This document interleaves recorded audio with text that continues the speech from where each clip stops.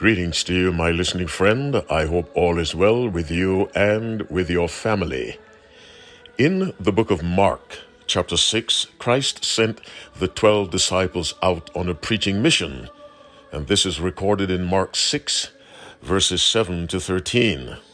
Upon completing the mission, the disciples returned to Christ to report what they had done, and they resumed their work with him.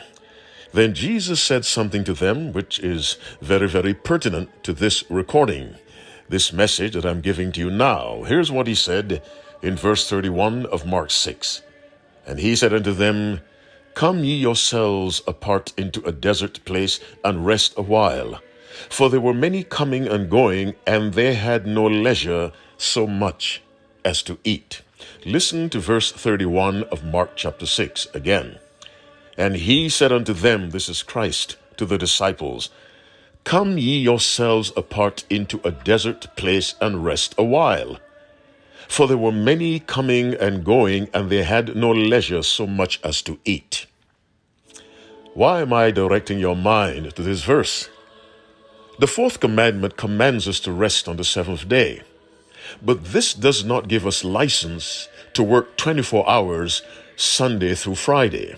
Even on the secular days, we are to take time to rest. And the reason for that is, God does not promote this concept of people being workaholics. It is a violation of the principle of temperance, which is one of the fruits of the Spirit. Galatians 5:22 to 23.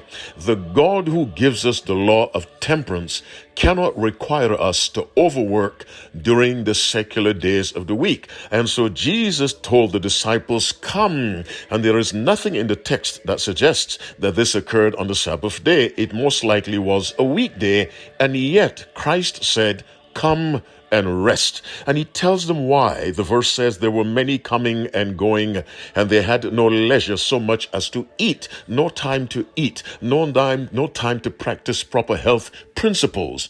Overwork is not a principle of God. Hard work is. Overwork isn't.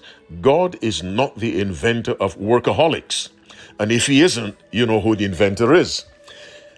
Nothing must be done that damages the health, because health is also a moral requirement as much as Sabbath keeping or thou shalt not commit adultery is a moral requirement. Health is a moral requirement because it springs from the commandment which says, thou shalt not kill.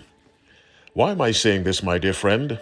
One of the reasons why people become workaholics, they view their work as theirs alone. And if they don't do it, it will never be done. There are pastors who function that way. There are managers who function that way. If I don't do it, it will never be done. But for the Christian commits his or her work to God. And so the Christian now assists God. The Christian does all that he or she can, but the Christian does not overwork. He works to the best of his or her ability, but does not overwork. When you commit your work, your profession to God, then you assist God. God is in charge and you assist. My listening friend, if you are a workaholic, you must step back and ask yourself, why? Are you the only one who can do what you do? There is a God who will assist you, but you must commit your work to him so that he becomes in his own divine way the primary worker and you are his assistant.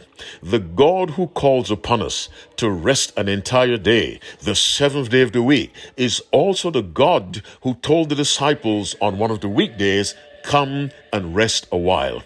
Many of us are sick because we overwork. Many of us, we have twisted personalities because of the constant pressure of work. The Christian must pursue balance in everything. This includes work, however significant the work may be. When God is your senior partner, that work is manageable because divine help is available.